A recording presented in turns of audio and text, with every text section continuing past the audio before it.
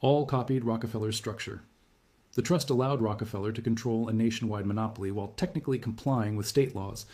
But more importantly, it created a new legal entity. The trust wasn't a company, it was a holding company. It didn't produce anything, it just owned other companies.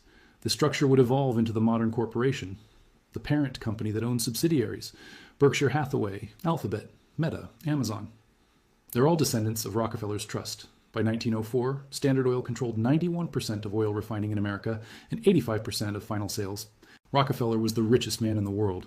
His net worth was $900 million, that's $25 billion in today's money. But that's just paper wealth.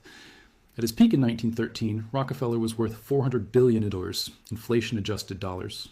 Richer than Jeff Bezos, Elon Musk, Bill Gates combined, the richest individual in modern history. And he built that wealth through the system. Vertical integration, horizontal consolidation, legal structures that concentrated control. This was the system. But the public was turning against monopolies. In 1890, Congress passed the Sherman Antitrust Act, making monopolies illegal.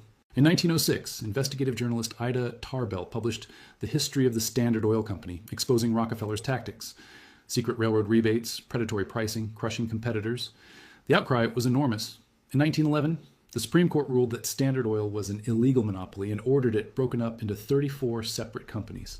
This should have been the end, the destruction of the system, but it wasn't. It was the beginning of the system's evolution, because when Standard Oil was broken up, Rockefeller still owned shares in all 34 companies. Standard Oil of New Jersey became Exxon, Standard Oil of New York became Mobil, Standard Oil of California became Chevron, Standard Oil of Indiana became Amoco. Standard Oil of Ohio became Sohio, later bought by BP. The breakup didn't destroy Rockefeller's wealth, it multiplied it.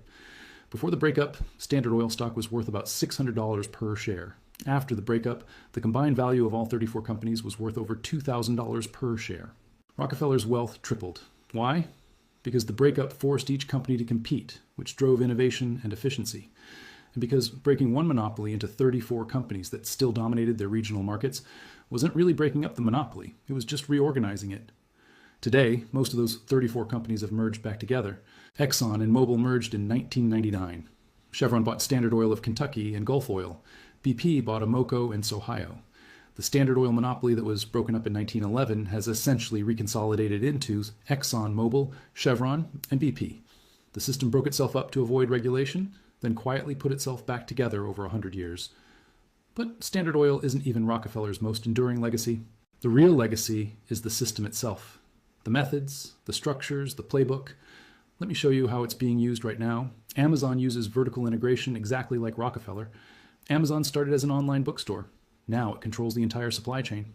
It owns the warehouses, the logistics network, the delivery trucks, the payment processing, the cloud infrastructure that hosts its competitors' websites.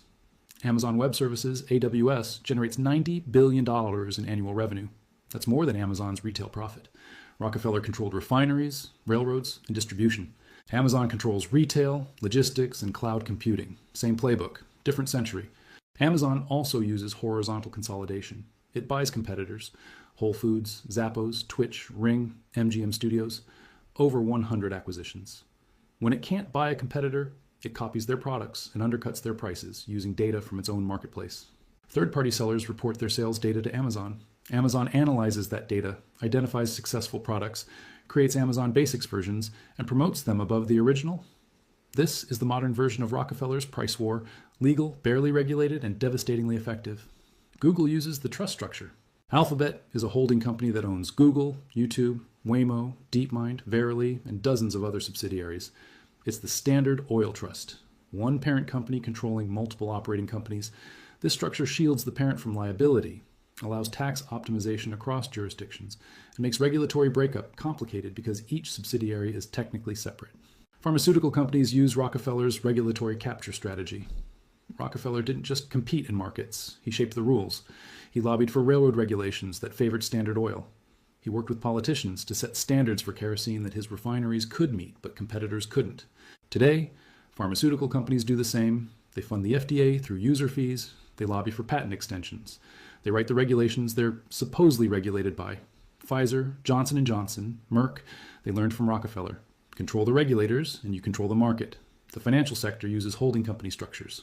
JP Morgan Chase is a holding company that owns Chase Bank, JP Morgan Investment Bank, and numerous subsidiaries. Bank of America, Citigroup, Wells Fargo, all holding companies. When Dodd-Frank tried to regulate banks after 2008, the holding company structure made it nearly impossible. Which entity do you regulate, the parent or the subsidiaries? Rockefeller solved this problem in 1882. Banks copied the solution 100 years later.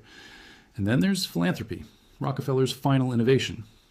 In 1913, Rockefeller created the Rockefeller Foundation with an initial gift of $250 million, over $7 billion today.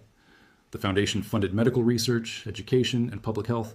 On the surface, this was charity, Rockefeller giving back. But look deeper. The foundation allowed Rockefeller to avoid estate taxes.